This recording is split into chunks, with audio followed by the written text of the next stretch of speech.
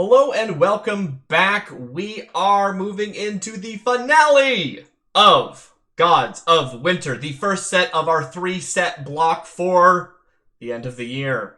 Which, honestly, I think the third set of the block will probably happen in, like, January of next year, but I think it'll make a really good capstone. I'm very excited about it.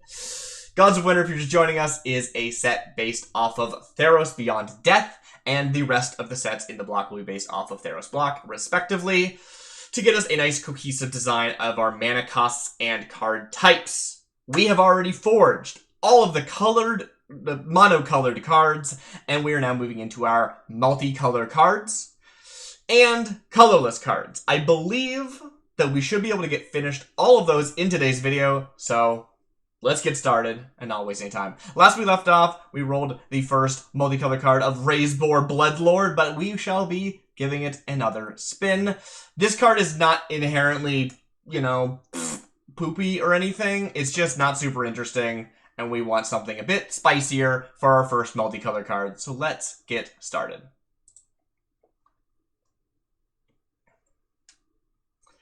Coil, Fang, Geist is a 4-mana, 4/4, black and green beast. When Coil, Fang, Geist enters the battlefield, tap all creatures your opponents control. Those creatures don't untap during their controller's untap steps for as long as Coil, Fang, Geist remains on the battlefield. Holy crap! That is terrifying! That's so cool! What? He takes the shape of his master, the one who birthed him. That is so brutal. That is brutal. I think it is definitely too cheap, but also, I mean, I kind of wish this was like a legendary creature, because it means that you couldn't stack them, which would be nice if it was, like, mechanically, usually the legend rule isn't that important mechanically. Here, yeah, mechanically, legend rule would be really good for this, but also I just think it's like the power level of a legendary creature. I'd love to see this as a legendary thing. That's a really cool, powerful effect that's like, you have to kill me. Love it. I think it's really cool and also scary. Should I reroll this on power level grounds? Maybe, but this is AI sets. Power level. Let's keep going. Oh, that's so good. Now, Coil, Fang, Geist, is that a beast? It seems like a beast spirit or something, maybe, because Coil, Fang does sound beastly, but Geist is not so much. Forced Migration is a 5-mana black and red sorcery. Create 2/2/1 black and red giant warrior creature tokens with haste, then exile Forced Migration. I think I might reroll this one. It's not, this is good. Like, 5-mana, 2/1s, 2/2/1s with haste. They drop down. Minimum, this is 4 damage. I mean, unless there's blockers or whatever, but you could play this for 5. Hit your opponent for face for 4 damage, and then still have 2/2/1s. Is that good for 5 mana? Probably not amazing, but probably something that is playable. I don't know. I like multicolors. I want multicolors to be really cool and interesting and synergistic. So I'm gonna roll this again. There's not a huge restriction on power level here. I don't want everything to be the most broken thing ever, because, like, you gotta have some variance in power level, but I mean, I want everyone to have some cool toys. I don't want anyone to feel left out color-wise, so these are probably gonna be a bit more overpowered than usual, because I think it's fun. Some tribes still use this, but only for its price and for its prestige. King Orford. I'm not sure how you pronounce that. Yeah, the flavor doesn't also come together super well. It kind of is. I feel like this is the, somebody pushed the giants out, and now they're mad and doing something bad. But then this card gets exiled because the giants are no longer somewhere to be forced out. You know, you can't do it again. So I think the flavor does actually come together. But and I do like giants. I think there's been not too many giants in this set so far, but there've been enough that it feels appropriate. But I'm gonna reroll it again anyway. It's 5 mana. Let's do something cool. Infernal Agonies is a 5 mana black and red sorcery. All creatures get -1/-1 until end of turn for each card in your hand. Interesting. Huh. So, like, sorcery speed board wipe, right? Like, this has the potential to be a wrath. It has the potential to be a wrath that gets around indestructible. It isn't one-sided or anything, and it's 5 mana. And if you are playing out your hand, like maybe you're, I don't know, like a red aggro deck or something, it might be difficult for this to actually do the amount of damage that you want it to. But it's pretty cool. Like, I think it's a very cool design for a wrath. I don't know if there's already a wrath that is designed this way. What's interesting to me about this is that, if I remember correctly, the black-red theme, because weirdly enough, if you actually go through the rest of the cards, look at the mono colors, I think the color pairs do have themes, and if I remember correctly, black-red was kind of like a discard matters, but not self-discard. It was like making your opponent discard. So I don't think your hand is going to get, like, I don't think it's a self-discard, because that would be anti-synergy with this. I think it's cool. It does a thing in the game that is needed in the game, and I don't know if it's... I don't think we've seen many other wraths, so... I think from that alone, it's worth keeping. 1,000 whispers are heard, then suddenly there's silence, and then the noise. Encyclopedia Galactica. Interesting. Interesting. I'm really curious with the, like, total, like, full... Once we have all the cards, I'm so excited to go through them and, like, figure out what is going on. Like, we've seen some Phyrexians and stuff. We'll see how that plays. Is this a Planeswalker? Oh, okay. Alright, so, because we took the card types from Theros, we have some Planeswalkers. And I am excited for that.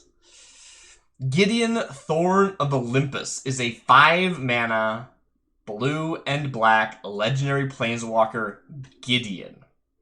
At the beginning of your end step, put a permanent or sorcery card from your hand onto the battlefield. That permanent or sorcery's controller sacrifices it. So not only does the ability not really do anything, this card also doesn't function. If it doesn't have loyalty, it doesn't function.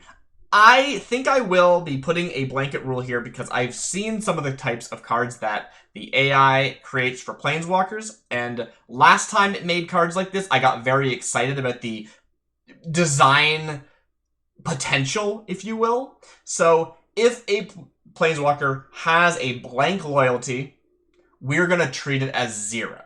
We're not going to treat it as null, right? Obviously, for mana cost, there's a difference between no mana cost and 0 mana cost, right? Those are different things in Magic. And therefore, a Planeswalker like this probably should be considered to have 0, not null. Then again, I don't know if there's actually a difference between 0 and null for Planeswalkers, because technically anything, whether it has loyalty counters or not, can gain loyalty counters. So it's probably irrelevant. Either way, this would ETB and die with that ruling. And since it has no ETB effect, no actual benefit for that. Let us move on. Our saviors shall endure. Gideon, you are not in this set. Let's try again. Belzenlock, Dragonflame, is a 5 mana, 4 loyalty, legendary planeswalker Phyrexian emissary, and presumably a Belzenlock as well. But I don't actually trust that the AI decided to name it Belzenlock, but maybe. Oh, I should have selected this. Oh, I'm a fool. You can select the text of a card before it finishes rendering, and I forgot to do so. So there is a first line of text that I don't know what says, followed by to 2 creature cards from among them onto the battlefield tapped, and the rest on the bottom of your library in any order. My guess is that this would start with, when Belzenlock Dragonflame enters the battlefield, something to 2 creature cards from among them. Among them? That sounds like draw a card, then do something with 2 creature cards among them.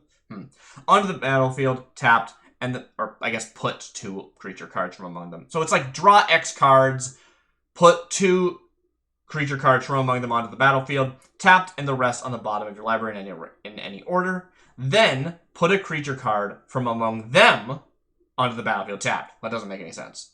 That creature gets +2/-0 until end of turn. Oh, this might actually be might be a +1 or something. Yeah, that might be a +1 ability. As a -2, target creature gets +2/+0 until end of turn, and as -6, Belzenlock Dragonflame deals 6 damage to target creature or planeswalker. The fire dragon flies through the frigid snow. Yeah. Well, that card does not function. You know, the multicolors might take longer than I originally thought, because planeswalkers are probably going to require a bit more rerolling than we would like. Soren, Renegade Leader, is a 5-mana, 5 loyalty, legendary planeswalker Soren.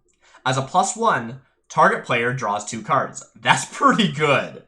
As a -3, Soren, Renegade Leader, deals damage equal to the number of mountains you control to target creature or planeswalker. Holy crap. I mean, in a blue-black deck, that is useless, but in a, like... Yeah, so, that's interesting. If this was, like, mono-red, that would be really strong, right? Just, like, -3, nuke something. It can't hit face, so it's not that broken. It's basically -3, kill something if you were in red. If you were in blue, black, red, you might only have, like, 2 mountains, so it's not that strong, but late game it could be stronger. Either way, 5 mana, 5 loyalty, or like a +1, so it's 6 loyalty until something kills it. Draw 2, repeatable effect, and as long as Soren doesn't die. Yeah, that's really strong. It's like an enchantment that you can attack, right? An enchantment that says draw 2 cards every turn.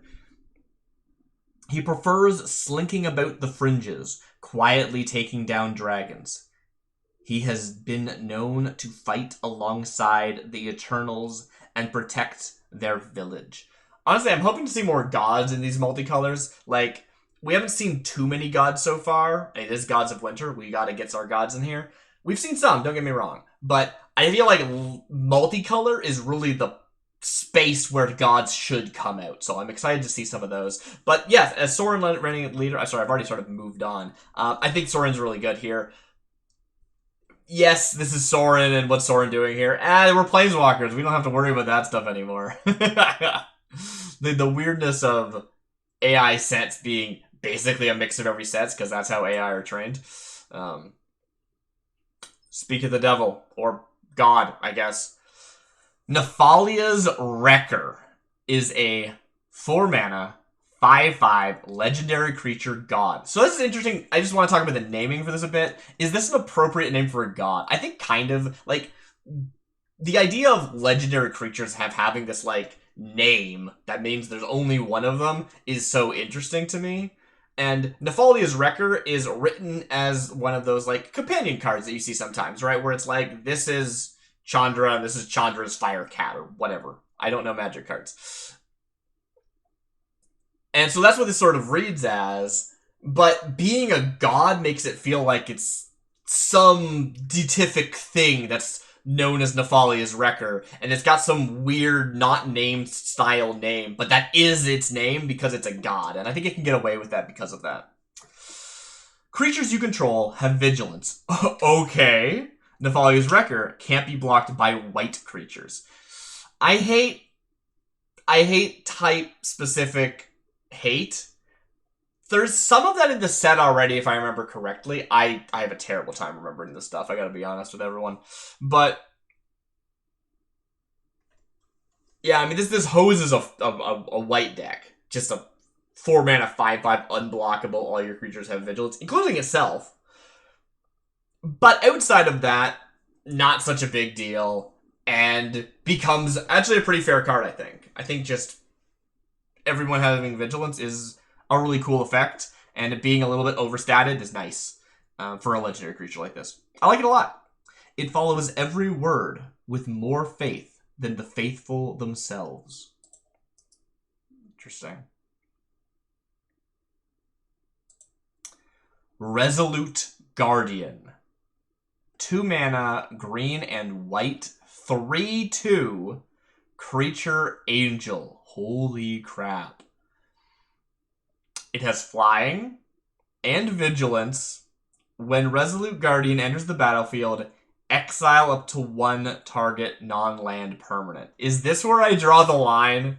Is this where I draw the line? I mean, I ask myself this every time, where it's just like, we see such ridiculous powerful things, but you gotta get to like 4 mana or 5 mana. This is 2 mana for a 3/2 flying vigilance and targeted removal that exiles instead of destroying. This is so strong. A shadow stretches from horizon to horizon, guiding those who see it.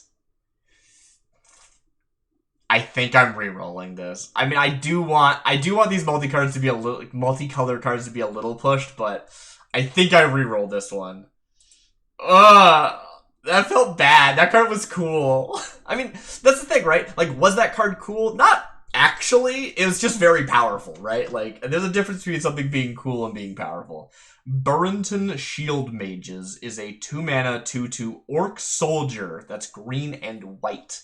It has protection from black. Okay, interesting. When Burlington Shield Mages enters the battlefield, create a 1/1 black human soldier creature token. Huh.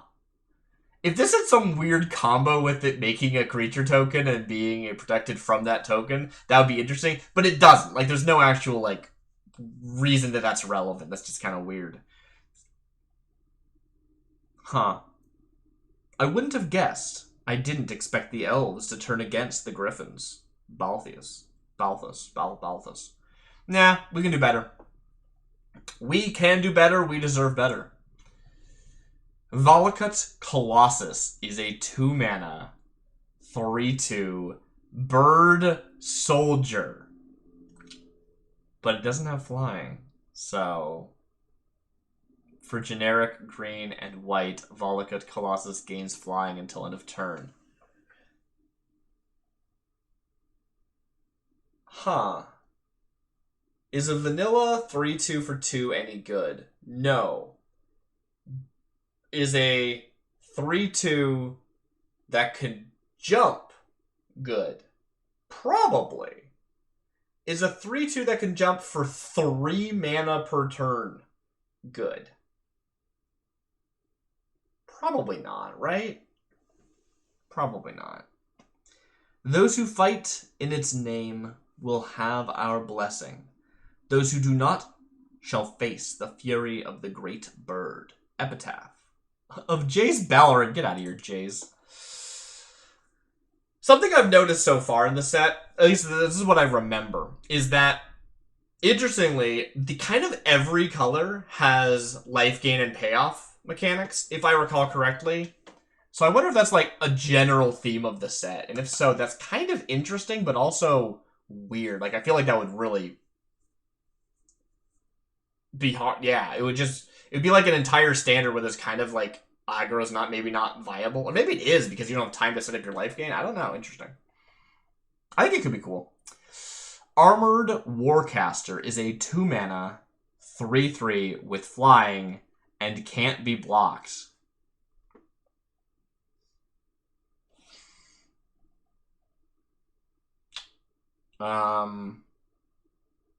Okay. I mean, this isn't as strong as a thing that is a 3/2, flying, vigilant, and a kill spell.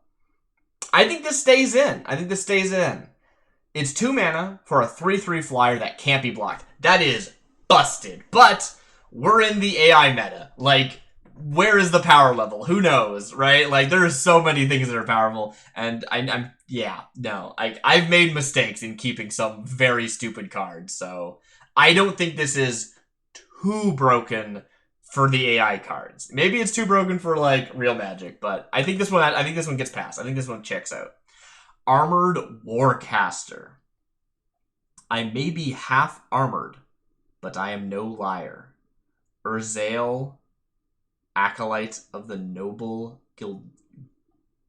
I'm not sure to say that. Human soldier. So we see flying soldiers all the time, right? Or flying humans. They're usually, like, depicted on the back of a bird, but the bird doesn't count, and that's not part of the creature type, which always feels unfair to the, like, griffin or whatever. This guy's probably a griffin rider. I feel like we've seen griffins a few times in the set. Nissa Ravane. She's back, everyone! She's back! So if you don't know, in my white forging video, we forged Nissa Ravane. I think it was the white one, yeah. And it didn't finish rendering properly. But was a planeswalker, I think. And was just called Nissa Ravane. It wasn't just like a Nissa reference. It was just called Nissa Ravane, like this card. This would have been a repeated name if that other one hadn't. I wonder. I think the AI can come up with the same cards. So to be clear, the page I'm at right now has the data for every other card I've already forged in the set. So I don't expect it that the AI is looking at those other cards and being like, oh, we can't use that name. We've already used Nissa. But maybe it is. I don't think it does that. But yeah, it's possible. Nissa Ravane. 4 mana, green and white, 3 loyalty, legendary planeswalker Nissa. For +1, create a 1/1 white soldier creature token with lifelink. It's still a land. Sacrifice at the beginning of the next end step. Dang it, Nissa! You're back and you failed us by being stupid. Nissa and Sisse traveled far from home to make their mark on the war. Now the daughters of Irosa can do the same. Well, not today they can't. Let's try again. Arak, Jaya's Emissary. Is this original? Is Arak actually somebody? This is cool. 4 mana, green and white, 3 loyalty, legendary planeswalker, Arak. Dang it, I didn't select the text again, did I? I thought it was going to render fine. Ah, crap. That's my... Okay, even if I had selected and I could read it out to you, and I would like to. I've done that previously in the series where I read out the text and then I always end up re-rolling the card anyway. I was probably going to re-roll the card anyway, so no huge loss, but it is annoying. Probably +1, look at a bunch of cards, put something into your hand. Then, if there are 3 or more instant and sorceries in your graveyard, draw a card. Okay? For -3, look at the top card of your library. You may... Oh, it might be the same text, actually. Yeah. Look at the top card of your library. You may put it into your hand. Then, if there are 3 or more instant sorceries cards in your graveyard, exile them. Weird. Let's go. Let's keep moving. I didn't read the flavor text. I'm sorry. Read it to yourself and pretend you're saying it in my voice. Audric Golgari Lich Lord. Okay, I'm into that. It's not Golgari colors, but sure. Maybe they, I don't know, were a Lich Lord at one point for the Golgari, and then they changed. I mean, what even is the Golgari? We're not in Ravnica. Audric Golgari Lich Lord is a 4 mana, 5 loyalty, legendary planeswalker Audric. For +2, put 2 1/1 counters on target creature you control. Okay. For -2, put 2 -1/-1 counters on target creature you control. If that creature dies this turn, create a 2/2 black zombie creature token. Huh. This is -2. Sacrifice a creature with toughness 2 or less. Create a 2/2 black zombie creature token. Like, that's not good, but it's interesting. Like, this is a sack outlet if you needed one for some reason. Not a repeatable sack outlet because it's a loyalty ability. You can only do it once per turn, but And of course it's sorcery speed, so it's not, I can't use it in battle or anything. I'm gonna keep it. It's not the most, like, exciting. Well, I mean, it's not the most, like, obviously powerful. Let's call it that, right? There's probably some interesting stuff you can do with this that I'm not seeing, and that makes me interested. That is always what makes me more interested, is when I go, somebody can do something with this that's smarter than me. And by smarter, I mean more knowledgeable about magic and blah, blah, blah. The same devotion that drives the faithful into the temples of their gods has brought down those who dare challenge their master. Now, let me read that one again, because that sounded important, and sometimes I can't process words when I'm reading. The same devotion that drives the faithful into the temples of their gods has brought down those who dare challenge their master. Yeah, checks out.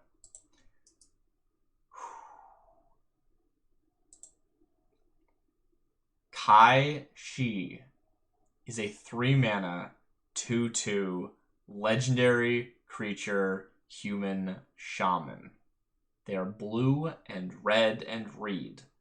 Whenever Kai Shi or another creature enters the battlefield under your control, you may draw a card. Super solid effect. Not like the most innovative, interesting, creative card I've ever seen, but it's solid and clean and works. He seeks to bring harmony and prosperity to his people, but the kami demand tribute. What set are you from? Sometimes I wonder if I'm making like a Modern Horizons set where the reason we're seeing things from every plane is because this isn't actually happening together. This is like some nonsense from, every plane at once, just kind of in a grab bag set. I don't know. Plague Eater. That's a great name. Plague Eater is a 2-mana, 3/1, blue and black elemental with flying. It has Echo blue-black, which reads, at the beginning of your upkeep, if this came under your control since the beginning of your last upkeep, sacrifice it unless you pay its Echo cost. Okay.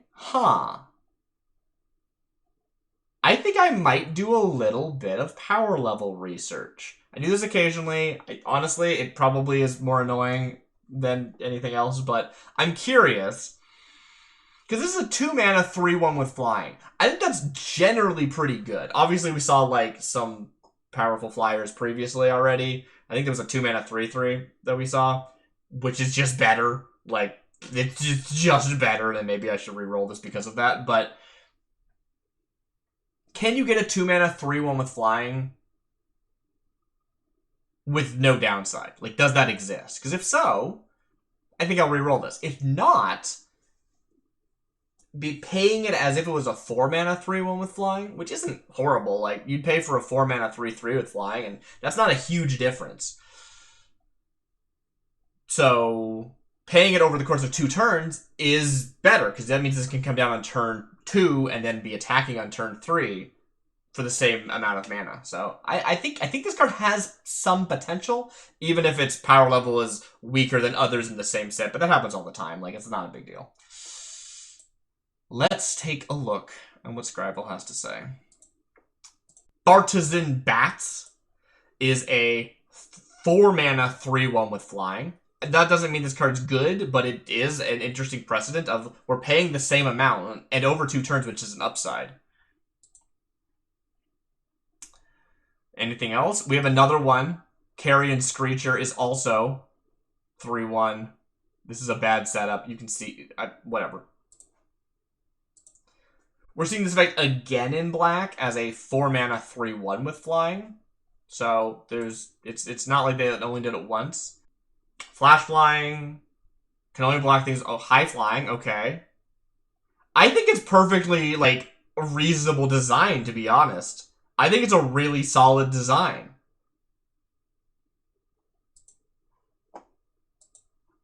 Okay. What's this? This one's 3 mana for a 3/1 flying with trample? What? Well, this one just ruins the entire argument. Now this thing is just... I think the other... I think it's still a pretty okay card. It's reasonable to print. I'm gonna keep it.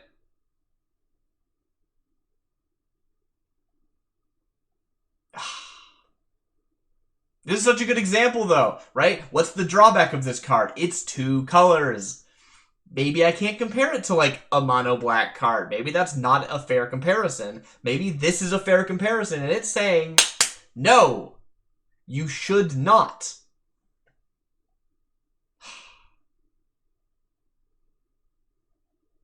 I still think that card's cool. I think it works. I think having it come down on 2 is a really big upside, even if you're paying the same or more mana. Yeah, no, I think it works. I think it works. I'm happy with it. Plague Eater, I think you make the cut. Love you. I think you're great. We haven't seen Echo in this set yet, but we have seen a lot of elementals. Interestingly, a lot of the elementals have been enchantments, and this isn't one. I don't really know what that means flavor-wise, but debate in the comments, I guess. It takes 2 third-degree burns to break a curse. I don't know if I read that before or not, but I might have.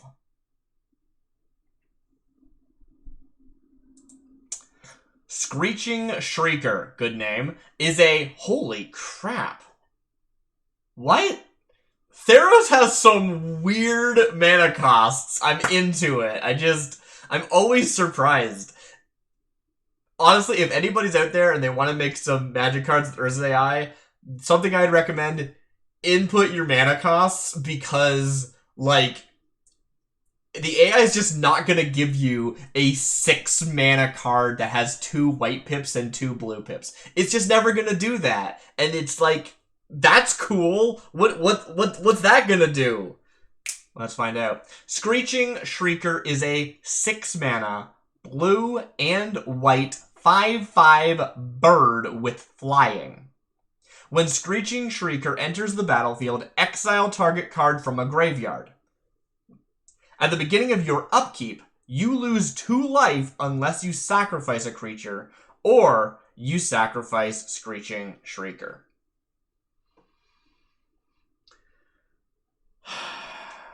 Okay, so it's got graveyard hate. That's usually not a big deal, especially only a single card. So that's a little bit, not enough of a payoff to really weigh anything in its favor. Otherwise, it's a 6 mana 5/5 flyer.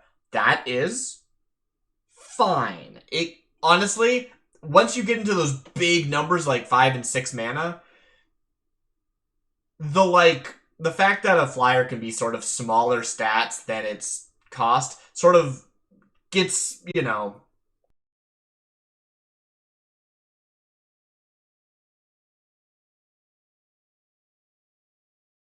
diminishing returns, if you will.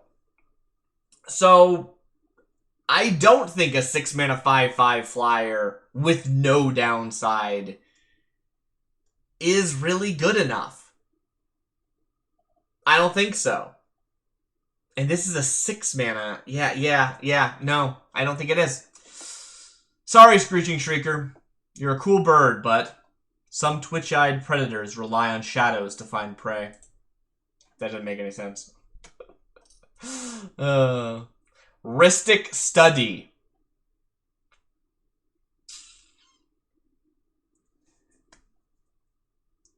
Okay, this isn't about this card, but I have a serious question. Have they ever made a card called Ristic Student? Because they should.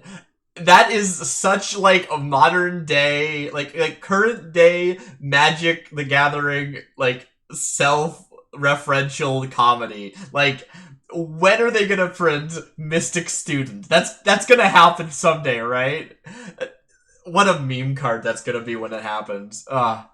Mystic Study, which isn't like an inappropriate name. You could refer to a person as a study. You wouldn't often, but that happens, you know, like an understudy, for example. Ristic Study is a 6 mana, blue and white, 3/4 Phyrexian Praetor. Are there any Praetors that aren't legendary? I feel like Praetor is like a legendary thing. Like, all of them are legendary. That said, every individual card, even though it's not legendary, is depicting like a person, you know? Like all these people that we're summoning are people. It's just we're summoning any person that fits a specific description. So you could say I'm summoning any of the Phyrexian Praetors. The idea is that all Phyrexian Praetors are unique enough that they don't fall into a box and therefore they're all legendary.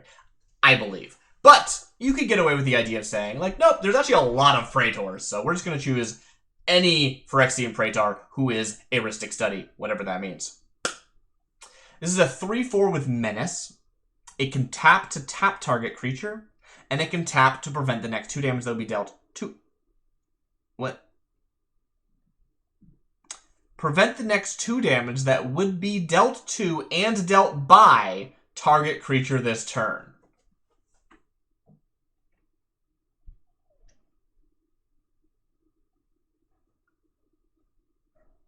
I think that means, like, if something's attacking, you can be like, I'm going to block it with my 2/2, tap this. My 2/2 won't take 2 damage, but it also won't deal the 2 damage. Is that? This card's bad! The data required for his evolution is contained within his essence. I gotta be honest, I don't know if things are bad. Don't take my word for power level, like, analysis. Like, I don't know things. I wish I could be that channel. I'm not going to be that channel. Arctic Enchantress. Okay. Is a 6 mana, 3/4 in... Not enchantment. Is a 6 mana, 3/4 creature spirit. Whenever Arctic Enchantress becomes blocked, you may put it on top of its owner's library. Is that in the game? Is there precedent for this effect? I don't think this is good. 6 mana for a 3/4 that can protect itself by becoming your next card draw.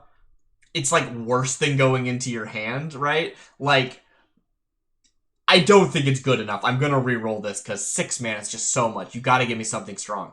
But has this effect been printed? Are there cards with this ability? Because it's such a cool ability, right? Like, when it becomes blocked, you may choose to have it run away to the top of your library. That's really cool! It's like, again, it's weaker than it going into your hand, but still, it's very cool. I love that. We survived our winter, and the other creatures around us died in its shadow. Kildonsky, Sergeant of the Migrating Troops.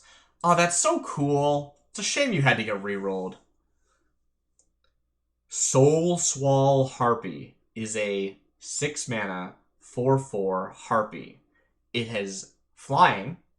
It is flying. It has flying. It has flying.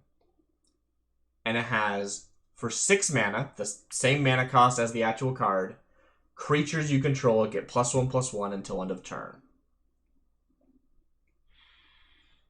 This card might be good. It's not, like, super pushed. But, I mean... I already turned down, like, a 5/5 flyer for 6, so I'm not going to try and tell you that I think a 4/4 flyer for 6 is good vanilla. But, I do think that late game, you drop this down on turn 6, or turn 7, or turn 8, and... you have a board, but both teams have a board and neither one can get through. And then on the next turn, you have this tap, or you buff your board by +1/+1, which isn't huge. There are other cards that do this, but it's a repeatable... Now, you're not going to do it more than once per turn. That's not what I mean by repeatable. I just mean it's not costing you a card in your hand. You can do it every turn for the rest of the game if you need to. Now, that said, if this just said 6 mana for a 4/4 flyer, creatures you control get +1/+1, period, I would straight up be like, yep, that card's great, print it. No questions asked. I would have absolutely no problem with that effect. And yet I still think this is probably good enough. It's not the most exciting one, but it is probably good enough. Her birds are the most resplendent, jewel-like birds of flight. Her omen, fiery. This is going to take all day if I don't keep re-rolling. Wait, no. If I don't stop re-rolling. I think we can do better. Braskas Conquistador. Oh, like when they were in Ixalan. Yeah, okay. I gotcha. This is like a reference sheet. Look at those. Braskas Conquistador is a 6-mana 3/4 Archon. It has flying, and when Braskas Conquistador enters the battlefield, destroy target artifact. You know what I said about how you should, like, set the mana cost of the cards when you're forging? I take that back. I'm kidding, but also... we can do better than this, right? Her essence infused the pyramid with power. She used the library's energies to capture the Blue Titan, Medea. Frostling Shaman is a 6-mana 4/4 spirit with flying. It really wants to give me a flyer, which is cool. It's really cool whenever you see the AI be consistent. For white, Frostling Shaman gains first strike until end of turn. Huh. If this was a 6-mana 4/4 flyer with first strike, would I keep that? I think so. I think that is a really pretty strong card. 6 mana is still a lot, but yeah, I think that's a pretty strong card. Very reasonable for that. Being it costing 1 mana every turn, do I still think it's good? Yeah, I think so. Like, once you're at these high levels of mana, like 7 and 8, 6 and 7, I mean, 1 mana a turn to give this first strike every turn is probably not a big deal. I mean, it's kind of annoying because, like, I was gonna say if you attack with it, you have to pay, and then if you block with it, you have to pay, but you're only going to be doing one of those anyway because of, like, tapping, so whatever. Unless I had Vigilance. It's weird. I think it works. I think the paying for it actually makes it feel a bit... No, that's not true. You know what? I think this card is good enough, but I think it is less interesting than cards we've already passed, and I think it would be a disservice to keep it. Aiding and comforting are what a healer's flock is meant to do. The ability to lead is theirs by right. We're going to try one more time. Stensia. It's a 6-mana 2/2. What do you... Just, like, give me, like, some 5/5s or something. Like, just, like... It's mocking me for re-rolling that 5/5 flyer. So what's interesting about this one is that the body is smaller than a previous one we saw, but it has a cheaper activated ability to give it. Oh no, it gives itself +1/+1? This sucks. Keep going. I'm not even going to read that. You can read it. It's not canon. Doesn't matter. We're re-rolling it. Storm Surge Venturer is a 6-mana 2/4 elemental with vigilance and tap, add white and blue. Okay. Interesting. How good does how expensive can a card be? And for tap, add 2 mana be worth it? I'm not sure. It being vigilance is a big deal because you could attack with it and then also still tap it in your second main phase. Or even block and then tap it to cast something at an instant speed on your opponent's turn. Like, the vigilance and tap ability is a good combo. Is a 2/4 for 6 good enough? I don't know. I mean, at 6 mana, is that what you want? Like, you made it to 6 mana. I don't think that you want to be tapping. For mana, I didn't say that right. His unerring sight protects him from storms, keeping him free of their damage. You know what I've done? I've gotten myself in a situation where no matter what card I land on, there's gonna be a card someone wish I had kept before that. Like, it doesn't matter what card we land on. Like, do I just keep this? I'm just digging myself a hole at this point. I think I reroll this.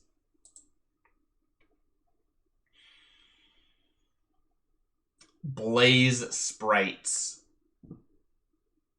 is a 6 mana 5/5 elemental with Blaze. Blaze is a keyword that means, according to the AI, this deals damage to creatures in the form of -1/-1 counters. So it's infect, but doesn't do poison? No, I get wither. It's wither. Okay. If a creature dealt damage by Blaze Sprites this turn would die, exile it instead.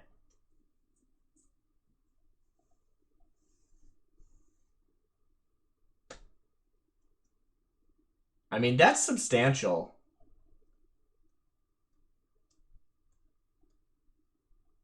Yeah? I think it works. I mean, the flavor feels weird because it's a white-blue card, but, like, whatever. That's fine. It's interesting how, like, it puts the -1 counters on it.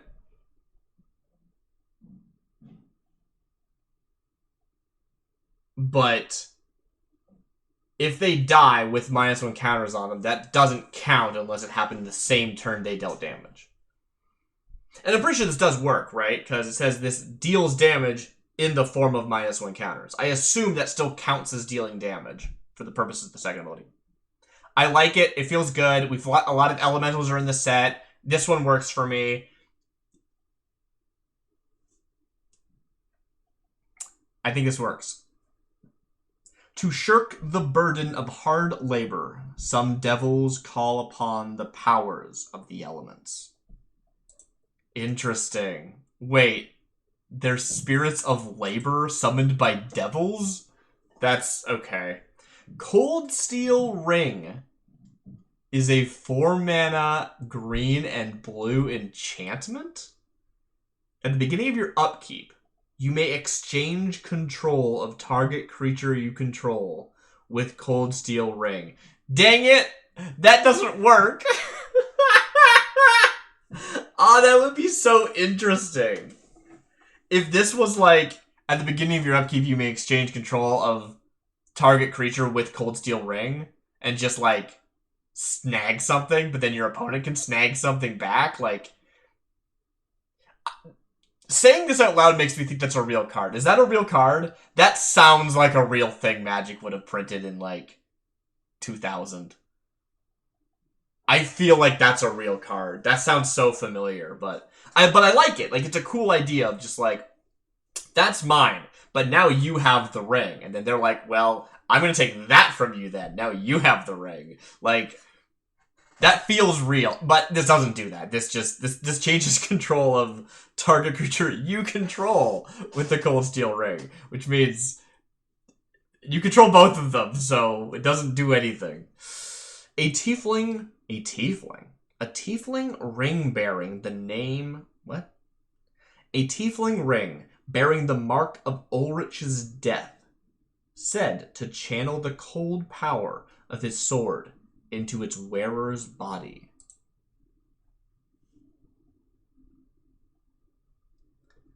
Savai Ancestry is a 4-mana green and white... What the heck is wrong with me? Green and blue enchantment. Whenever you cast a creature spell, you may put a creature card from your hand onto the battlefield. Okay. We've seen this effect before. The first time I saw this effect, it was whenever you cast a goblin spell, you may put a goblin onto the battlefield, and I thought that card was really cool because goblins kind of max out at a certain power level, so it's not the most broken thing. Here, it's any creature. But honestly, I don't think this is too broken. Like, obviously it's very broken, but you have to get to 4 mana, play this. It does nothing the turn it comes into play. Then you have to play a creature. If you have, like, a cheap creature, great, but, you know, you're 4 turns into the game. Maybe you don't have anything small in your hand yet because you had to play it earlier. And then you get to cheat something big out. I guess the thing is that, like, turn 5, if you have this and a 1-drop and a 10-drop, you just play a 10-drop for 5 mana. And you can do that again. Yeah, this is too strong. Each generation of reincarnates. Reincarnates. They're using reincarnate like a noun. Like it's a person who is reincarnated is a reincarnate. Is that a real phrasing? I like that a lot, actually. Each generation of reincarnates bears the scars of their past lives. That's really cool.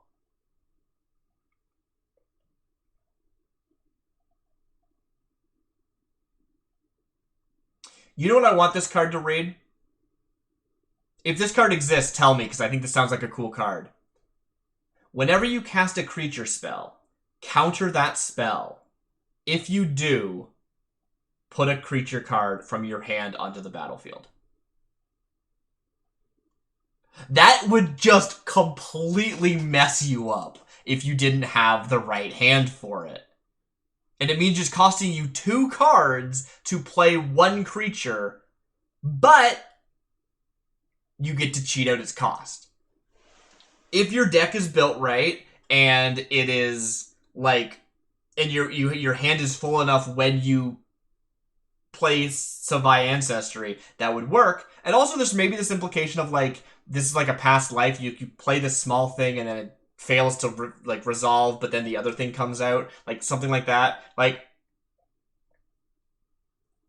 I think that could be a really cool card. Maybe it would even be cheaper.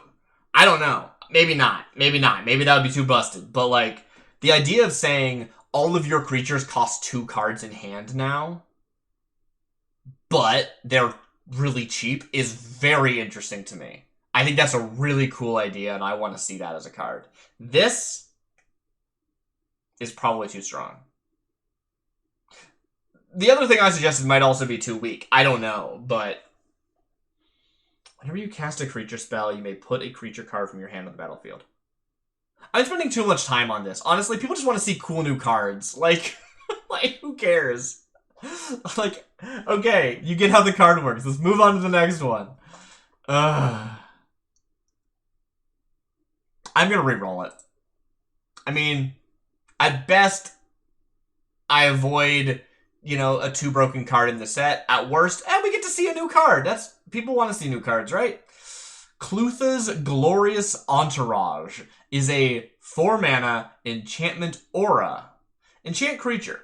Enchanted creature has trample. Whenever enchanted creature deals combat damage to a player, draw a card. Whew, that's good. For 4 mana, I don't know if it's good enough, air quotes, but, like, the fact that it's something that cares about dealing damage to a player and it's something that gives it evasion to help it deal damage to a player is very cool. I love it. I think it's clean. I think it's good. I think it checks out. As long as you follow my will, there's nothing I can't accomplish. Clutha, champion of Skregard. Clutha's Glorious Entourage. Okay. Please remind me in the comments to make a card about Clutha. Like, we've got a card named after them. We've got a little bit of flavor text written by them. We need to make a Clutha card when we finally make, like, a set of legendaries, companions to go with the set.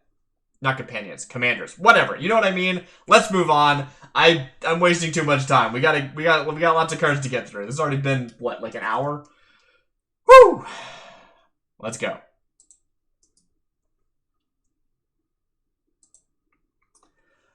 Galakron the Betrayer is a 3-mana, 3/3 legendary Hydra. Ooh, I love a Hydra. First strike, okay. Whenever Galakron the Betrayer attacks, other creatures you control get +1/+1 until end of turn. This is rad. It's like giving everything +1/+1, but only on your turn and only if you attack. But it has first strike, so it protects itself a little bit from just dying to trades. That is awesome. One should not raise one's sword to face the victor. Galakron's Trial Riddle. Ooh.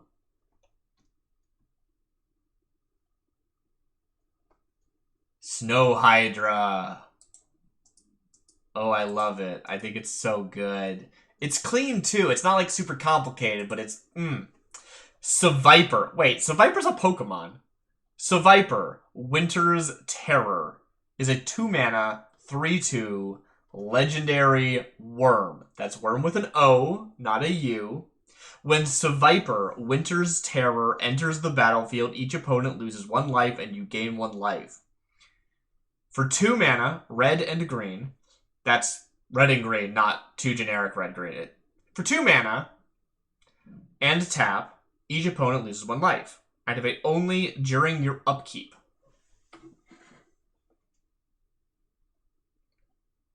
That's a weird ability. You could ping your opponent for 1,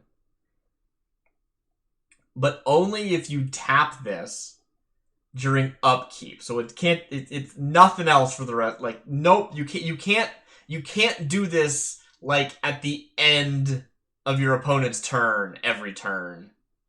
You have to do it before anything else, so it can't block or do anything. Honestly, I think this is a kind of a clean card. Like, it's not super pushed or interesting, but it's 2 mana for a 3/2, which is, you know, passes the vanilla test. Then it ETBs and it drains 1, which isn't amazing, but if you have stuff that cares about, like, you gaining life or your opponent losing life, that triggers that. And there's a lot of stuff that cares about life gain in this set. So I think that's, like, irrelevant as just an activator for other effects. And then when you get into the later turns of the game, and this is just gonna die to, like, a 4/4, so there's no reason to attack with it, you just start pinging 1 damage. Honestly, this could probably just read tap. Each opponent loses 1 life and work pretty well, right? The fact that you have to pay 2 mana every turn to do this does kind of suck. You can't leave that mana open. If this was a mana sink, again, like if you did it on your opponent's end step instead of during your upkeep, it would be a lot better. But, you know, pretty cool. I like it. A broken city cannot be put back together in the same place. Gerard of the Weatherlight. Isn't Gerard, like, actually of the Weatherlight? That's kind of amazing. Shang Yangu is a 4-mana, red and white legendary creature, human soldier. It's a 3/4. Whenever you cast a spell with mana value 3 or less, create X 1/1 white soldier creature tokens where X is that spell's mana value.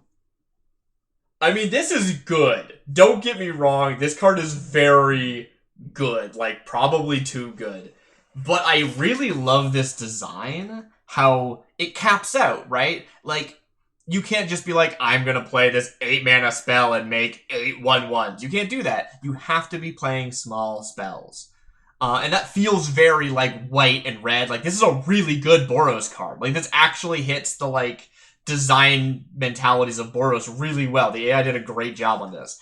Probably too strong. Probably you could make this, like, a 1/1 or something. And this would be actually really cool as a 1/1, right? It's a legendary soldier, but they're still just a 1/1 soldier like everybody else.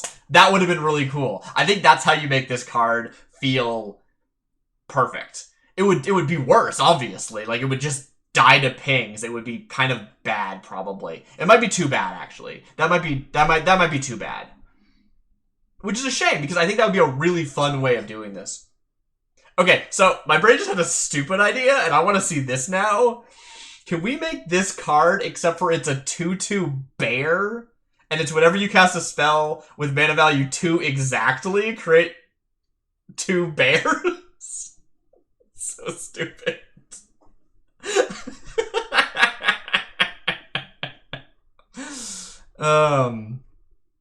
Sorry, that's dumb. He is renowned for his iron-hearted loyalty to the Emperor. I like this guy. This is a good legendary creature. It's so cool getting to actually, like, see some, like, real, well-put-together Skirk college students. Sorry, I saw the type line. Skirk college students. Very stupid name. Let's see if they can make it work. Is a 3-mana, 4/4 enchantment creature god with menace. Whenever a creature you control with toughness greater than Skirk college students' toughness dies, draw a card.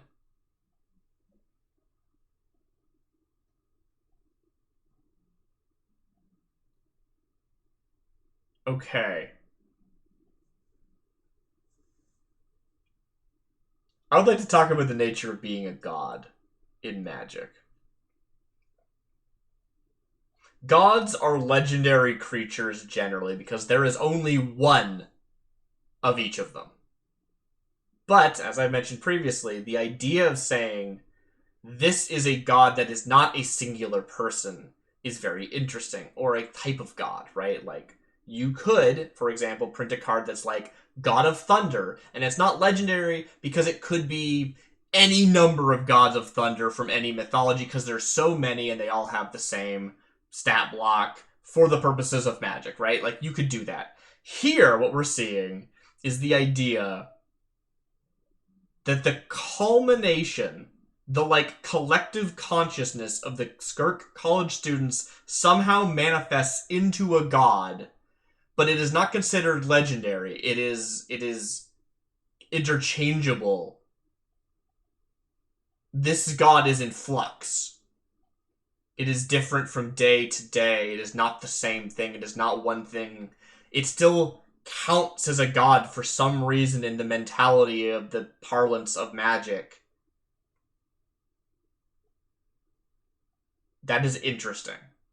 Now, how do I feel about Skirk College being, like detaching this from godhood? What is Skirk College? I mean, this is Gods of Winter. It is this frozen landscape.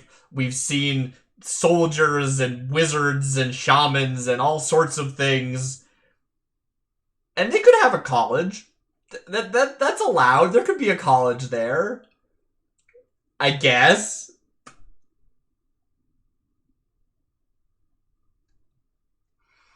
I'm not going to veto this on lore implications. This just makes the lore richer. It makes it weirder.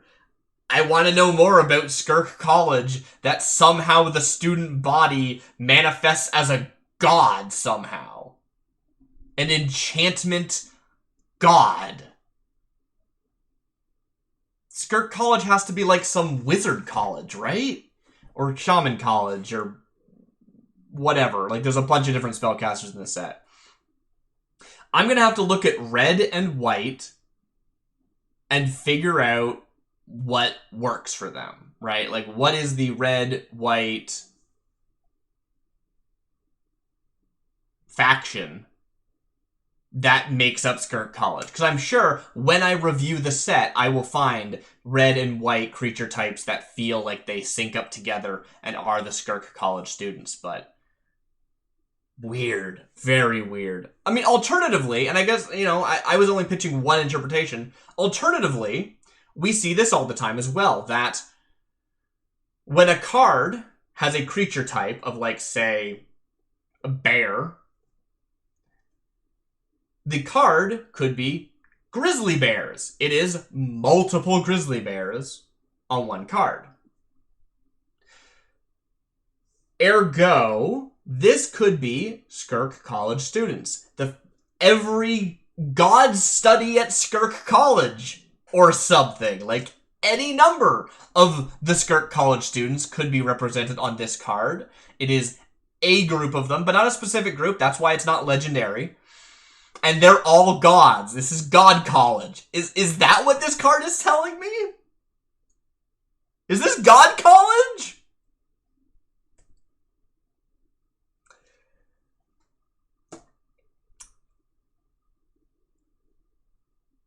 It's a 4/4 for 3. It's not legendary. It has menace.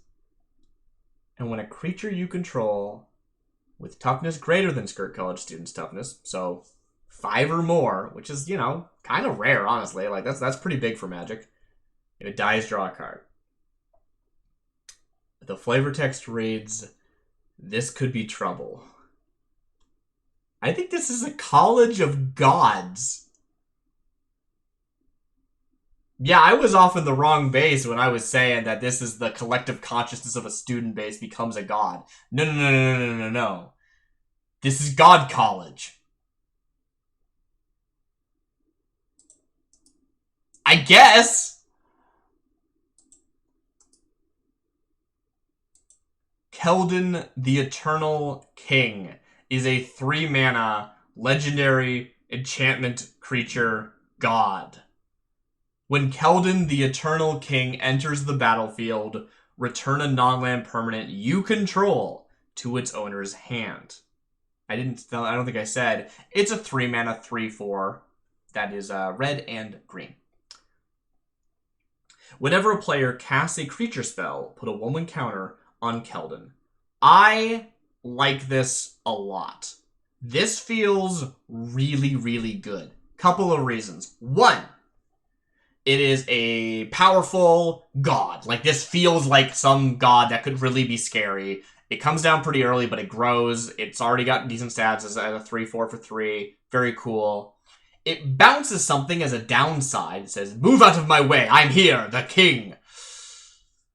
But also, if you returned a creature card to your hand, it just has an online permanent, so you could bounce, like, a treasure if you wanted to and have it not be that big of a downside. But you could bounce a creature, and now you have a creature card in your hand that you can play, which will put a 1/1 counter on Keldon. And the fact that it's any player casting a creature means this is going to grow fast. This is going to be oppressive.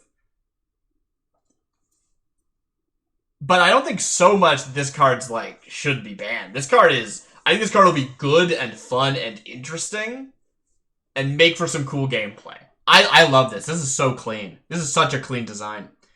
Keldon lives in a kingdom without hope or memory of time before his reign. I think Keldon has come up a few times in this set. I'm so excited to pick this set apart and see how it all actually came together, because I forget things from day to day, obviously. Hero of the Resistance. Ooh, an unnamed legendary creature. Okay, as much as I rag on, you know, this legendary doesn't have a legendary name, I do love a legendary creature that's just like, oh, I don't even have a name. I'm forgotten to time. We know I'm a legendary figure of the past, but I am forgotten to time who I specifically am. I am simply Hero of the Resistance. I do love that stuff. Hero of the Resistance, despite the art, is a black and red. Looks like it's a blue and red card. It's a black and red, 2-mana, 1/1 human soldier. Did the AI hear me? Other soldier creatures you control get +1/+0. Whenever a creature you control dies, you may pay red and black. If you do, draw a card. This card is red! This probably should be in that, like, Boros deck that we're seeing come together, but nope, it's red and green, black. Dang it. I almost did it right. It's red and black. So it's gonna be a bit weird, but there are so many soldiers. Ugh. Soldier's such a dumb creature type. Everyone's a soldier. Let's go. But I mean, this card's cool. It only buffs attack. It is a 1/1, which just feels appropriate. Like, you gotta be... They're just one of the soldiers. There's one of the soldiers, but this is the one that people remember. Not their name. They're you know, Grave of the Unknown Hero and all that. Then you may pay 2 to draw a card. As consolation for a creature dying. I do not hide my true face, I show to no one. I am willing to die, but I shall not lie. I love this card. That card's so cool. Ah.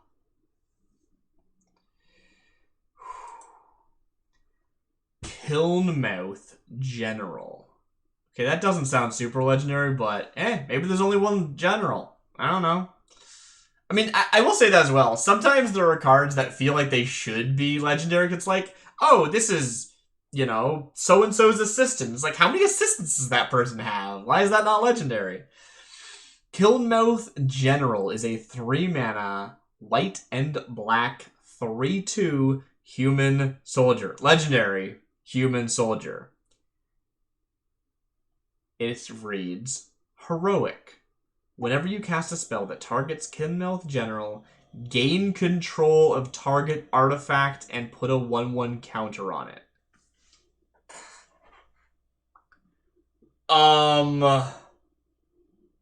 Wow. That is brutal. Is it too brutal? If we think about the, like, historic implications, 3 mana, then any sort of cheap targeted spell, steal an artifact forever. If it's an artifact creature, it even gets bigger when you control it. That is terrifying.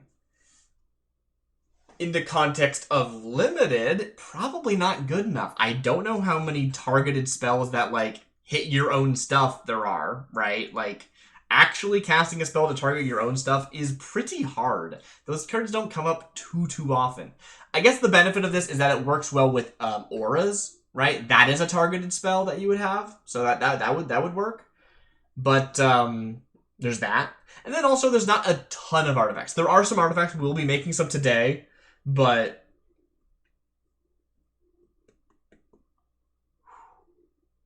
and it's permanent. If this just said heroic, whenever you cast a spell that targets Kilnmouth General, gain control of target artifact to put a 1/1 counter on it. Is the Kilnmouth General? I would think it was the artifact, but now I'm not sure. Anyway, if it then said, like until Kilnmouth General leaves play, and they would go back, that would make this card much better, because then the right now, there isn't really a ton of interaction here. Like, what do you do against this? They steal your best artifact, and then you kill Kilnmouth General, and they still have your artifact. Like, that really sucks. For 3 mana, plus another spell. Like, you do need another spell to activate this. There are certainly some cards that just seem like they're going to be busted, and then in play they aren't because you just can't reliably activate them. I think I'm going to keep it. I think this card's busted. I think maybe white's going to be the strongest faction, because I know there's some stupid things I kept in white, because white was the first thing I rolled, and I didn't have a good sense for the power level yet. But I think it's going to be really hard to activate and not actually that strong. I think this card looks really strong, but is actually a trap. Also, like, if you don't run into artifacts from your opponent, it doesn't do anything. It's just a 3 mana 3/2, so I don't know. Maybe it's a sideboard card. He always thought the Kilnmouth was trying to kill him, but then he looked up.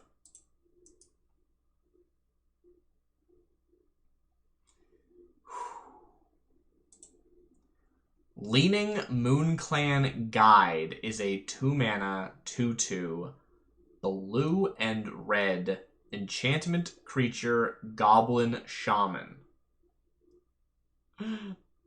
Look at this sheet of tokens. When Leaning Moonclan Guide enters the battlefield, draw a card. Okay, good so far. Whenever you cast a goblin spell, Leaning Moonclan Goblin gets +2/+2 until end turn. This card is strong, but also there's not a ton of goblins in the set, so it probably won't be too strong and limited. And, like, I mean, they're just stupid busted things if we, like, look at all of Magic. I don't think that's, like, a fair comparison anyway, so yeah, I think this card checks out. It's a 2 mana 2/2 that gives you a card. If you have more goblins, this gets buffed up to a 4/4, but, like, you have to be consistently playing goblins. I think it's fine. It's not when a goblin enters the battlefield, it's when you cast a goblin spell, so it's not like it's going to trigger off of Blink or off of token generation. I think it works. Sigh. It's not like I'm here to listen to tales of betrayal. I came to tell you to get back to work. I don't know what that means. That feels really out of place. Moros the Behemoth. Oh. Moros the Behemoth is a 4-mana, 6/6 legendary creature dinosaur. It has trample. Creatures your opponents control get +2/+2 as long as you control a black or green permanent. I love this card. That's so stupid. That's so dumb.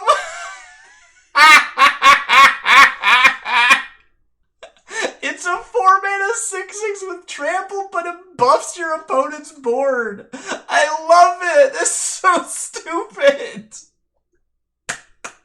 This is totally my jam. I love cards like this. Just like, okay, how do maybe I could do something to stop my opponent from being able to attack so it won't matter? Like, I don't know. Like, I love it. I love it so, it's so funny. Oh, this is like the mid-range deck, right? This is the mid-range. You get 4-mana, 6/6, you hit face, you try and win, but playing against aggro is going to have some difficulty, but it'll probably be able to beat control. That's like the actual, you know, diagram of the rock, paper, scissors games of Magic, right? Is like, or maybe it's not. Does mid-range beat aggro? And aggro beats... Whatever, I don't care. I like it. I think it fits well in the, like... I think it's healthy. I think it's actually a healthy card for the game. I love it. When Moros enters the battlefield, watch out. Yeah. Sorry. I stopped in the middle of the flavor text because I just love that. That's such a good opening. When Moros enters the battlefield, watch out. The horde of slain goblins have returned. Only this time, they're filled with revenge. You could also do a thing like where you sort of harmless offering this to your opponent, like, here you go, have Moros the Behemoth, and then you, like, lock it down with something. I love this. I love this card so much. It makes me, ooh, it gives me the, like, oh, I want to build around this feeling. And that's, like, my favorite part of Magic. When a card makes you go, ooh, I could do something with this. Best part of Magic. Oh, that's fun. I like that. Decree of Frost is a 5-mana white and black sorcery. Creatures you control get +2/+2 until end of turn. You may put a creature card from your hand onto the battlefield. This card is awesome! Holy crap, I love this! Okay, so like 5 mana is kind of going right for Resurrection, right? Often with an upside, but... you know, 4 or 5 mana Resurrection is pretty normal. That means you're cheating something out into the battlefield for free, or for 5 mana, which is really cool. It's often usually sorcery speed as well, so it checks out. Here, it's just hitting your hand instead of the graveyard. Technically, you have to get the card into your graveyard, so that's oftentimes harder than just being in your hand, but, you know, your hand has a limited amount of cards in it. I think that actually isn't amazing. It's decent because you can surprise somebody with it, but I think that's perfectly fair compared to other things that do Resurrection. And then it also has the upside of +2/+2 until end of turn. So if you're resurrecting like a haste creature, that's gonna like, I think actually no, right? The creatures you control get +2/+2 until end of turn. I believe, and I could be wrong, happens, then you put a creature onto the battlefield. It's not like a, for the rest of the turn, creatures you control have +2/+2. It's your current creatures gain +2/+2 until end of turn. I think that's right. I could be wrong. That might need a judge call. I think I'm correct about that. But it doesn't really matter. You're usually not going to be resurrecting a hasty creature anyway. Probably you'll resurrect something. Not resurrect. You're cheating it from your hand, but whatever. You're cheating. I love mana cheat. It's my favorite thing. I hate ramp. I love mana cheat. That's where I am. If you're wondering what type of player I am, that's what I am. So I think that works really well. Probably what you want to do with this is cheat out something that's going to be like a general, like that's going to buff your board, and then you just give like a +3/+3 buff or a +4/+4 buff to your board or something. Like, this card's rad. When it seized the blade, its gaze shattered. Shattered it. It vanished in a frozen breath. I don't know what they're talking about, and I want to. Ooh. Ooh, so cool. Another Keldon. Wait, did we keep Keldon before? Okay, I don't usually scroll up in these videos, but I really, really want to know. The original Keldon that we saw was... There it is. 2 Keldons in the same set. Am I okay with that? Maybe? Keldon the Eternal King is red and green and a god and an enchantment.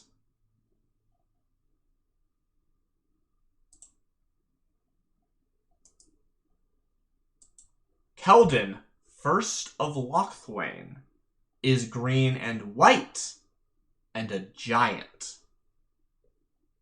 Huh. Interesting. Keldon, First of Lochthwain, is a 3-mana, green and white, 4/5 legendary creature giant. I can't actually read what it says. It's cut off.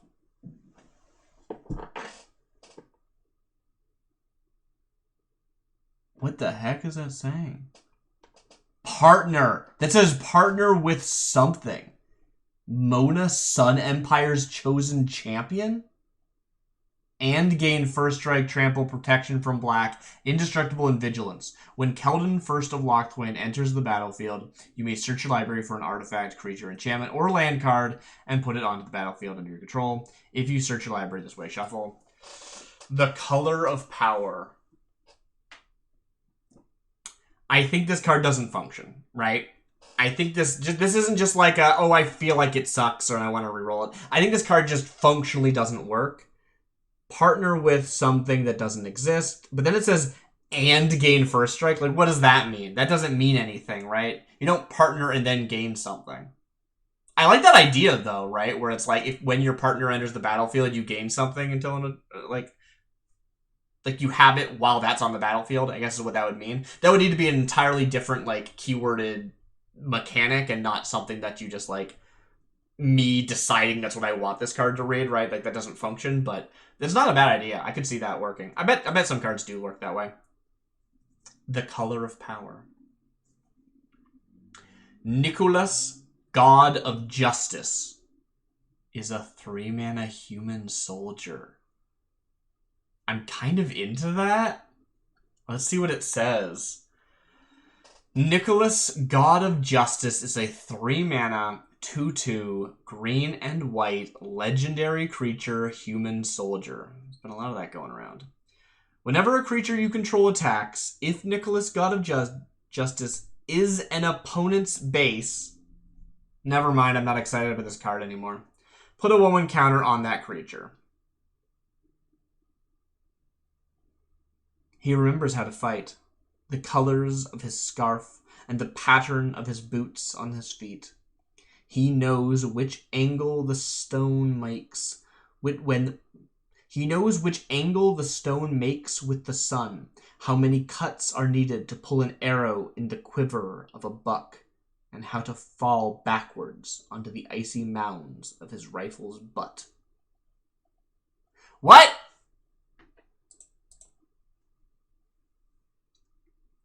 Well, that didn't work. Holy crap, it's a vanilla dog. Muladaya, Scion of Daya, is a 3-mana legendary elemental dog. I wish this card was good, because that's awesome. Oh, that's so cool. Muladaya, Scion of Daya, the elemental dog. They're a 3-mana 2/2 vanilla. As long as she controls the field, she has the edge. As long as that happens. Elemental dog. A shame. A real shame. Amethysia, Slayer of Tushkin, is a 3-mana, 2/2, legendary creature, elf druid. Okay. Whenever a creature you control with power 4 or greater dies, create a 2/2 green wolf creature token with trample. Cool!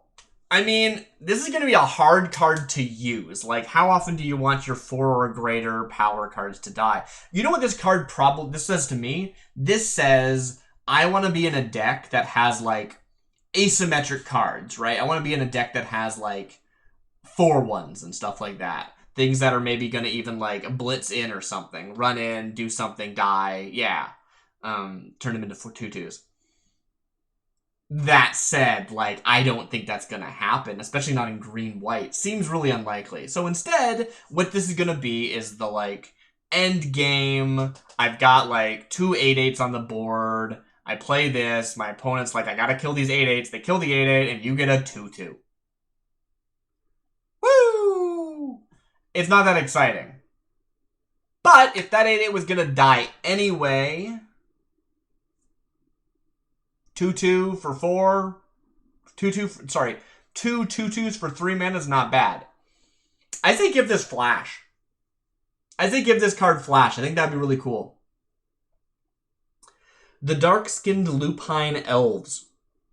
Lupine Elves is a cool idea. I like that. It's fun when elves, like, incorporate animalistic features, just because, like, I feel like modern elves have sort of lost how weird and different and alien elves should feel. Like, they're not human, and they're almost always just kind of humans, you know? They're humans with ears, Like, adding some animalistic features can really, like, weird and change up the proportions. Anyway, sorry. Design concepts. The dark-skinned lupine elves once inhabited the plains of Tushkin, now taken over by the tusked predators.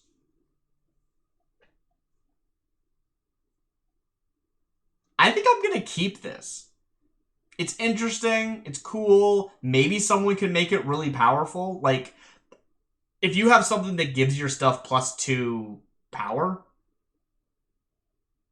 then you could just have it be like whenever anything dies, you make a 2/2, and that 2/2 is now a 4/2 because that thing has plus power, and so you can make like an infinite combo. Like, you could make some kind of infinite combo with this, right? If you had a passive, if you had some sort of effect that said creatures you control have +2 power, or sorry, yeah, +2 power. Wow. And then you have some sort of sack outlet that's like sacrifice something, add 1 mana. You could do that infinitely. Like, that's an infinite loop right there. Like, this card has potential to be very powerful, even though I think, played fairly, it's probably kind of underwhelming and boring. I'm into that. I think a set should have cards like that. Cool. Let's move on.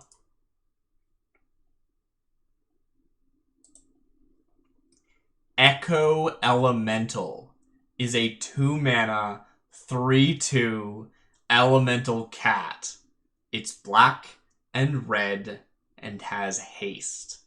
Whenever you cast an instant or sorcery spell, copy it, and you may choose new targets for the copy. You may choose new targets for the copy on each of your turns. Well, crap. Okay, so ignoring that last line, this card's probably just too strong, right? 2 mana, 3/2 with haste. All of your instant and sorcery spells go off twice. You get 2 copies of every instant and sorcery you cast. That's really strong. So maybe I need to reroll on those grounds anyway. I don't know. I think that sounds fun, and it's in black and red. And that might be fine, honestly. It's very powerful, but that might be okay in this set, right? You may choose new targets for the copy on each of your turns. I don't know what that means. Like, I think that just means nothing, right? Like, you don't control the copy on any other turns. I don't think it breaks the game. I think it just doesn't function. I think it just does nothing. In nature, only the fierce survive. I'm sorry, Echo Elemental, the elemental cat. You seemed cool. Echo Elemental would be cool if it did, like, something with the Echo mechanic. Like, maybe it's something like, whenever you cast an instant sorcery spell, I don't know. Like, is there a way of doing something that's like all of your creatures gain echo equal to their mana cost? But then also the payoff is that your instant sorceries get doubled. Like, that would be kind of cool, right? You put it in a non-creature spell heavy deck, an instant sorcery spell heavy deck, with this downside that all of your creatures now cost more, right? Or like have to be echoed. That could be really cool. I think that could be really fun. Right? I love that kind of payoff, sort of like, here's a buff, here's a drawback, what do you do with this? That could make this card work. That's my design. Oh, I love riffing off the designs. That's such a fun... Wait, I was going to reroll this card. Oops. I almost moved on. I forgot, I was going to reroll this. Right, it doesn't actually function. I got so excited about the idea that I came up with it. I was like, oh yeah, this is great. No. Frostblade Arcanist is a 2-mana, 2/2, red and black ogre shaman. I don't think we've seen any ogres yet. Maybe one? Maybe one. I don't remember. Whenever Frostblade Arcanist or another non-token creature you control dies, exile it. Okay, that's a pretty brutal drawback. If you do, return up to one other target creature card from your graveyard to the battlefield. You gain 1 life for each creature card exiled this way. I love this card. Holy crap, this card is cool. What? That's so cool.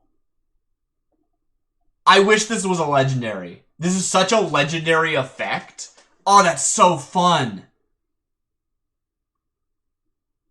I would put this in. I would have this as a commander. That's so cool.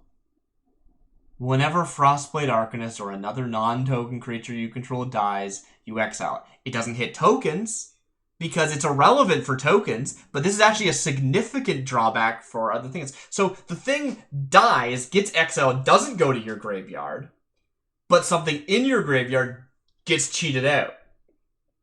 So it like comes back as a thing from the graveyard, but you're not filling your graveyard anymore. So you have to put it in like a self-mill deck or something probably. Oh, I love this card. This card's so cool. Oh. Your courage inspires all who see you. Heimdall, Frostblade Archer. That's cool. We get the Frostblade Arcanist, and we're gonna have a Frostblade Archer sometime, maybe. Yeah, we gotta make Heimdall Frostblade Archer to go with Frostblade Arcanist. That's so cool.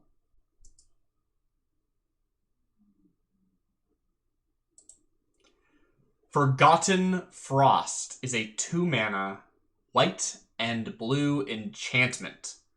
When Forgotten Frost enters the battlefield, return a non-land permanent you control to its owner's hand. Okay, so it's a drawback, but I kind of like the idea of like maybe it bounces something you control because it's like got forgotten or something. It went away, it's disappeared. The fact that it went to your hand is interesting. It implies that it could like come back in some way, but I don't know. For 4 mana...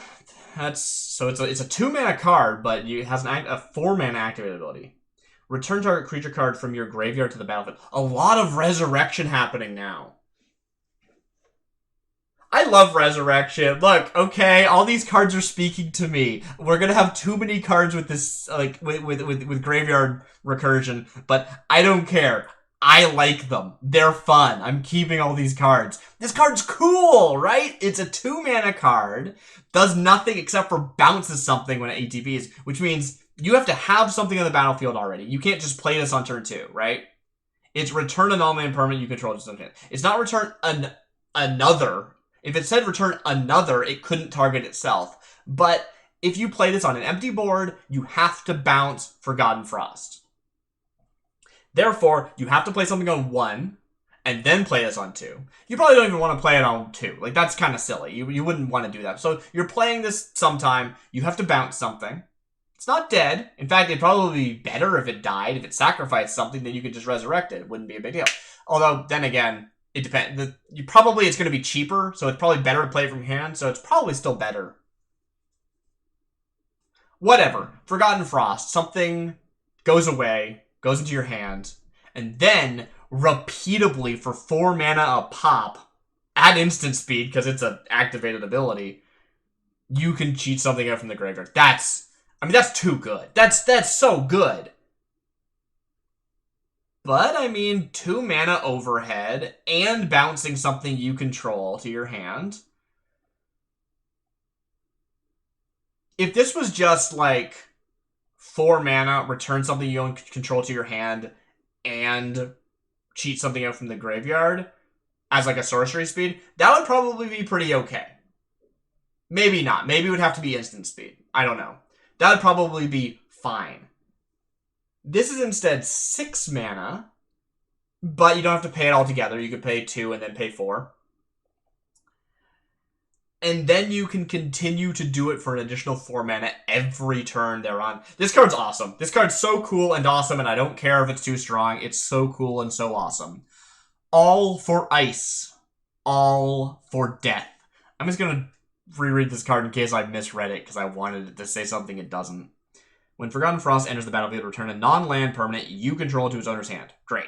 For 4 mana, return target creature card from your graveyard to the battle. No, this card's awesome. This card's great. This card's awesome. I love it. So good. Terrain Tutor is a 3 mana, green and blue, 2/1 ooze. A legendary creature ooze. Not a super legendary name, but that's fine. When Terrain Tutor enters the battlefield, draw a card, tap, add 1 mana of any color. You know, if this wasn't a legendary creature, I would be like, that's great.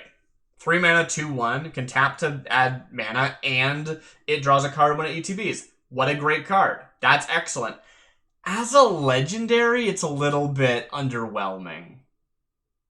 Maybe that's okay. Its influence grows stronger with each snowfall. I think I'm going to keep it. I think I reroll too many things that are perfectly fine. They're fine. I shouldn't be so picky. I'm going to keep it. We need to keep going anyway. I need to make sure I'm not wasting... Oh, wow, we scrolled down there. There we go.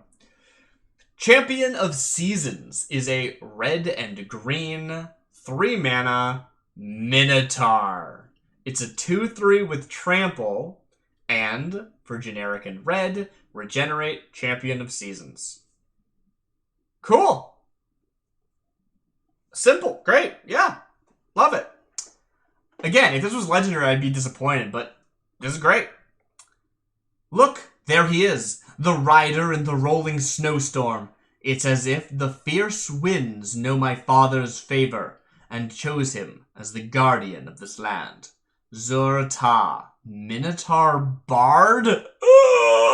I want to know about the Minotaur Bard. That's cool. Tell me about Minotaur Bard. That's awesome. That's so fun. Ooh, we made it to our colorless.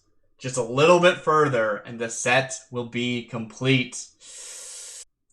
And I think, looking at how long the video has been so far, we will save this for Wednesday. So please join us on Wednesday, 3 o'clock Eastern time on YouTube. You know where it is if you're watching this. I hope. Maybe not. If you don't, I actually don't know what my YouTube channel is called. It's not well organized. I should do that now that I think about it. Anyway, we'll be doing all of our colorless cards next time.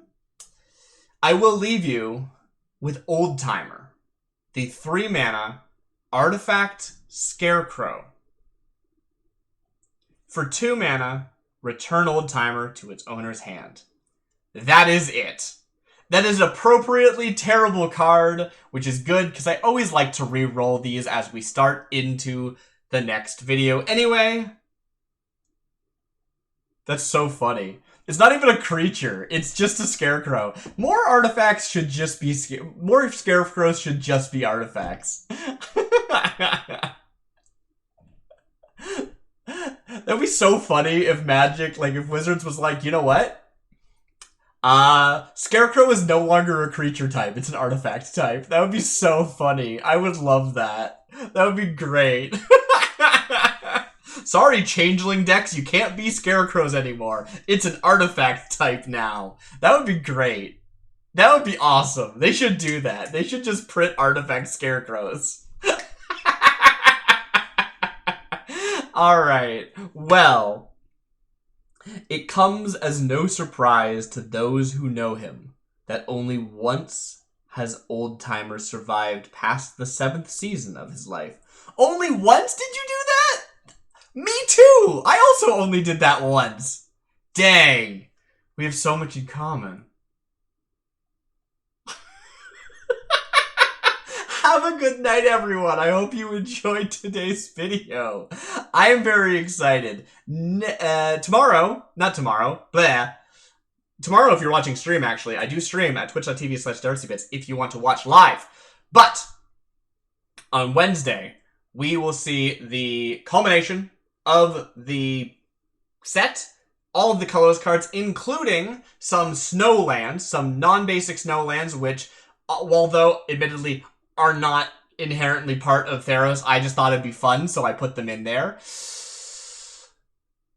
We'll be doing that on Wednesday, and then on Friday, I am going to be reviewing the set and pulling out the core elements of each color pair, and if there's any sort of obvious sort of legendary lore through lines throughout the whole thing.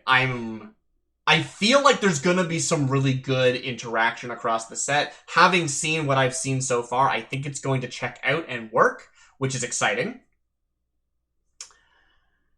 And then we'll be able to use that to figure out exactly how we want to structure the next set in the block. Because again, I have no idea even what the name of the set will be. Maybe I want to jam the deck name field full of keywords to try and get some through line from this set to that one. Maybe I just want to come up with a name that I think embodies all the elements from this set that should be moving on forward. I don't know. I haven't decided. We're going to be looking at all that stuff on Friday. So, with that, I leave you. I have been DarcyBits. This is Urza's AI, Gods of Winter. Have a good night, everyone. I'll catch you next time.